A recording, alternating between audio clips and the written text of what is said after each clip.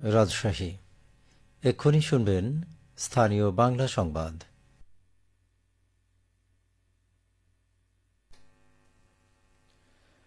আসসালামু আলাইকুম। সন্ধে ৭টা। বাংলাদেশ বেতার, রাজশাহী। স্থানীয় সংবাদ পড়ছি মাসুম আক্তারুজ্জামান অনিক। রাজশাহী মেট্রোপলিটন পুলিশের ২০২৫ সালের ফেব্রুয়ারি মাসের মাসিক অপরাধ পর্যালোচনা সভা অনুষ্ঠিত হয়েছে। আজ আরএমপি সদর দপ্তরের কনফারেন্স রুমে এ সভার আয়োজন করা হয়। সভায় সভাপতিত্ব করেন আরএমপির পুলিশ কমিশনার মোহাম্মদ আবু সুফিয়ান। সভায় আইনশৃঙ্খলা পরিস্থিতি, কিশোর অপরাধ, মাদক ও অবৈধ অস্ত্র উদ্ধার, গ্রেপ্তারি পরোয়ানা তামিল এবং দেশে সাম্প্রতিক পরিস্থিতি সহ নানা গুরুত্বপূর্ণ বিষয়ে বিস্তারিত আলোচনা হয়। গুরুত্বপূর্ণ মামলাগুলোর অগ্রগতি ত্বরান্বিত করতে প্রতিটি বিভাগের পক্ষ থেকে প্রতিবেদন উপস্থাপন করা হয়। পাশাপাশি ঈদ উপলক্ষে নগরবাসীর নিরাপত্তা নিশ্চিত করার লক্ষ্যে যানজট নিরসনে বিশেষ পরিকল্পনা এবং রাজশাহী মহানগরের আইনশৃঙ্খলা পরিস্থিতি আরও স্থিতিশীল রাখার জন্য নানা কৌশল নির্ধারণ করা হয়। সভায় আরও উপস্থিত ছিলেন অতিরিক্ত পুলিশ কমিশনার নাজমুল হাসান, উপ পুলিশ কমিশনার মোহাম্মদ খোরশেদ আলম। বগুড়ায় জুলাই গণঅভ্যুত্থানে আহত যোদ্ধাদের আর্থিক অনুদানের প্রথম পর্বে চেক বিতরণ অনুষ্ঠিত হয়েছে। আজ দুপুরে বগুড়া জেলা প্রশাসনের সভাকক্ষে এ অনুষ্ঠানের আয়োজন করা হয়। অনুষ্ঠানে প্রধান অতিথি ছিলেন জেলা প্রশাসক হোসনা আফরোজা। বিশেষ অতিথি ছিলেন বগুড়া জেলা পুলিশ সুপার জেদান আল মুসা। জেলা প্রশাসন জানায়, গত জুলাই আগস্ট গণঅভ্যুত্থানে বগুড়ায় আহতদের মধ্যে ৫৫৬ জনের নামে গেজেট হয়েছে। এর মধ্যে আজ প্রথম ধাপে জুলাই ফাউন্ডেশন থেকে পাওয়া তালিকা অনুযায়ী এ এবং বি ক্যাটাগরিতে ৩৫ জনকে সরকারি অনুদান দেওয়া হল। পর্যায়ক্রমে সবাইকে সরকারিভাবে আর্থিক অনুদান দেওয়া হবে। ঈদ উল ফিতর উপলক্ষে জনমনে স্বস্তি নিশ্চিত করতে নাটোর শহর ও শহরতলি এলাকায় যৌথ বাহিনী টহল দিয়েছে। আজ বিকেলের এই টহলে পুলিশ, র্যাব এবং সেনাবাহিনীর সদস্যরা অংশগ্রহণ করেন। শহর ছাড়াও নাটোর রাজশাহী মহাসড়কের একডালা, নাটোর পাবনা মহাসড়কের হজরতপুর এবং নাটোর বগুড়া মহাসড়কের দীঘাপতিয়া পর্যন্ত টহল দেওয়া হয়।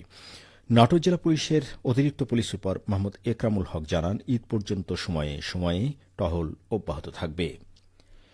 ঈদের আগে শেষ কর্মদিবসে আজ বেশি ব্যস্ততা ছিল ব্যাংক এবং আর্থিক প্রতিষ্ঠানগুলোতে। অফিস আদালতে কাজকর্মের চাপ ছিল, তবে ঈদ উদযাপন ও নিরাপত্তা ব্যবস্থা জোরদার করতে প্রস্তুতি ছিল বেশি। এ নিয়ে শুনুন এখন আমাদের একটি প্রতিবেদন।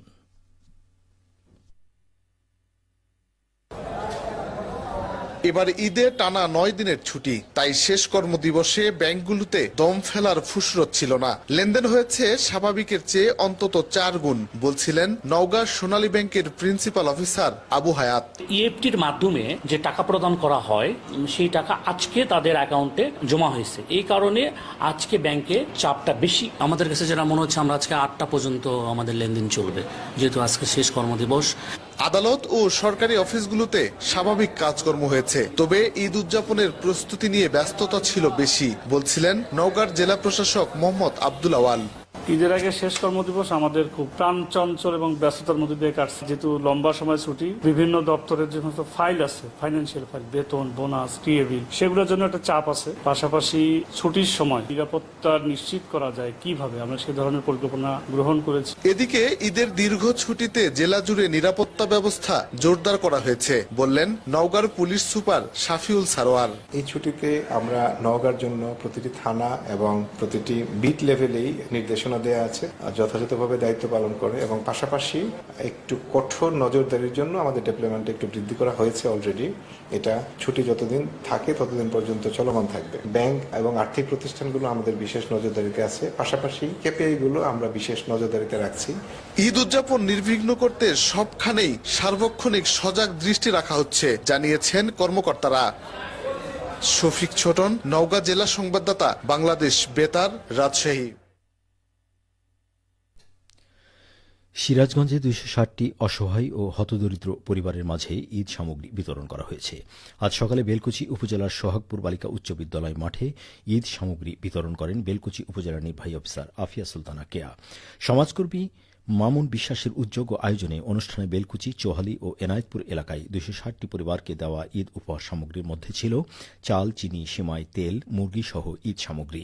এদিকে চাঁপাইনবাবগঞ্জের নাচলে বিএনপির ভারপ্রাপ্ত চেয়ারম্যান তারেক রহমানের পক্ষ থেকে ঈদ সামগ্রী বিতরণ করা হয়েছে।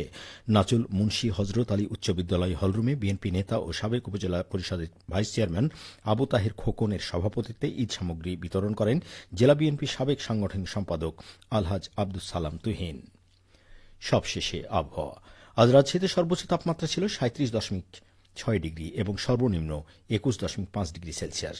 সন্ধ্যে 6টায় বাতাসে আপেক্ষিক আর্দ্রতার পরিমাণ ছিল 49%। রাজশাহী পার্শ্ববর্তী এলাকায় আগামীকাল সেহরির শেষ সময় ভোর 4:40। সংবাদ শেষ হল। আমাদের পরবর্তী স্থানীয় সংবাদ প্রচারিত হবে আগামীকাল সকাল 8:10।